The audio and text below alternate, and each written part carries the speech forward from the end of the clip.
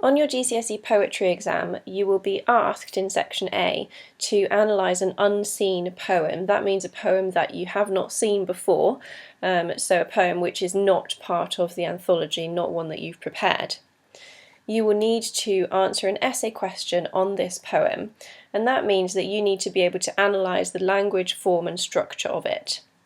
This podcast is going to give you a guide as to how you can analyse a poem that you've never seen before using a technique called twist up. Okay, so twist up is a mnemonic, and this is how you can remember an easy way to look at every single element of the poem that you will need to answer any question. So the T stands for title. The first thing you need to do is look at the title of the poem. What does it suggest about what the poem could be about? The second thing that you need to look at are the words. So as you read through, think about what stands out, why have particular word choices been made. The third thing you look at is the imagery, so that means any use of similes, metaphors, pathetic fallacy, any other kind of figurative language. You'll then look at the structure and form, so is it written in open or closed form? Look at the rhyme scheme, look at the rhythm, look at the metre, look at the line length, enjambment, all of those sorts of things. You'll then look at the themes and tone. So after you've read it, you've already looked at the words, the imagery, you've had a good think about all of those different aspects. You now need to start thinking, okay, what's the message of the poem? What are the key ideas in the poem? The U stands for you, so your personal reaction, your emotional response, essentially the reader's response to the poem. What kind of reaction is the writer trying to get out of the reader?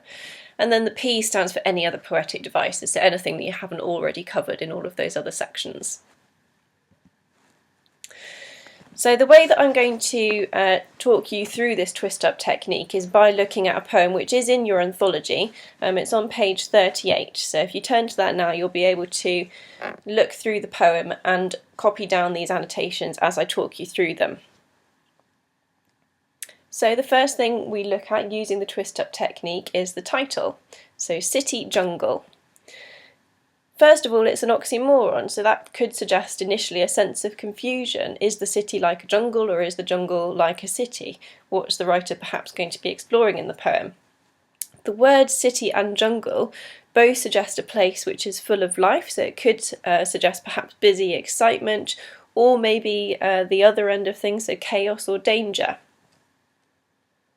The next thing we need to look at are the words. So the way that I would approach this is to read through the poem and take a highlighter and highlight any words that stand out to you on your first reading. So that's what I'm going to do now. Rain splinters town. Lizard cars cruise by. Their radiators grin. Thin headlights stare. Shop doorways keep their mouths shut. At the roadside, hunched houses cough. Newspapers shuffle by, hands in their pockets. The gutter gargles. A motorbike snarls. Dustbins flinch. Streetlights bare their yellow teeth. The motorway's cat-black tongue lashes across the glistening back of the tarmac night. Right, so let's have a look at some of these words that I've highlighted. What we'll notice initially is that most of the words that have stood out to me are verbs, so we can see already that in a way the writer is really trying to bring the city to life through all of these different actions that are going on. And I'll talk more about that in a moment when we get on to looking at personification. So we start off with this word splinters, which is quite harsh and aggressive, and it's not normally a word that would be used as a verb, which seems to emphasise just how harsh it is. Then we've got this word grin, which would normally connote happiness or laughter, but actually if we look at it in the context of the poem, particularly followed by that word stare, it seems somewhat sinister. So it's a grin by lizard cars cruising by, and it's the radiators that are grinning. So to me that seems somewhat threatening there, particularly because then we've got these thin headlights staring. It seems very negative all the way through. Then we've got this sense of the city itself moving very slowly and reluctantly, so hunched houses, newspapers shuffle by, they're very slow movements. And there's also this sense of fear, so the dustbins are flinching. We've got words like cough and gargles, which could connote a sense of unhealthiness or could reflect the pollution of the city. And then we've got these threatening verbs again, like snarls and lashes, much more threatening than just the stare that we had earlier. The next thing we need to look at then is the imagery. I already mentioned there the personification.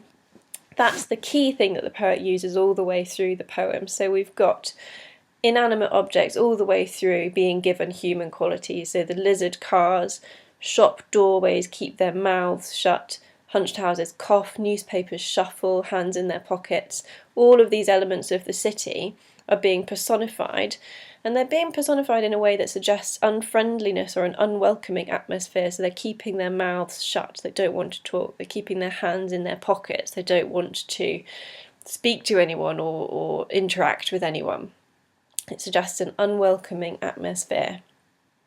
We've also got certain aspects of the city which are made to seem like dangerous animals. So the motorbike snarls, streetlights have yellow teeth, and the dustbins themselves, like we said before, are flinching away from the dangers of the rest of the city. Towards the end, we've also got the cat black tongue lashing across the glistening back of the tarmac knights. That kind of suggests a whip or a cat of nine tails, again creating this threatening and aggressive tone. When you look at the structure and form of a poem, you need to think about how the structure and form reflects the atmosphere that the poet is trying to create. Poets don't just randomly put words down, they don't decide to rhyme for absolutely no reason, they don't decide to put a poem into a particular structure for no reason. They've thought about it just like they've thought about the language that they're using. So you need to think about why they've structured it in a certain way. This poem is written in open form. It's got a very sparse structure, the stanzas are all very short, and the lines are quite short as well, with no particular rhyme scheme. There are also short clauses and end stops all the way through the poem, which creates a very slow pace. So if you look at this opening line, rain, splinters, town, it's a very short 3-word sentence. We have an end stop at the end, and then a line break, so it's a stanza all of its own. And that single line suggests that all the speaker can see is rain, which creates immediately a very, very bleak atmosphere. The short clauses and end stops create a very slow pace throughout the poem. So we've got these short lines: lizard cars cruise by, pause, their radiators grin, thin headlights stare, again a pause. And that again reflects the dreary and unwelcoming atmosphere of the city. An open form poem can also connote a sense of chaos, so it seems that there's no real structure to what goes on in the city, it's not ordered, the speaker doesn't know what to expect everywhere he looks. And we've got this sense that each stanza is a snapshot of a different aspect of the city, and everything that he sees is equally threatening or dreary or dull. The poem ends with this slightly longer stanza. It's about the motorway, so it could reflect the length of the motorway. It seems to go on forever, just as the threatening or bleak nature of the city does.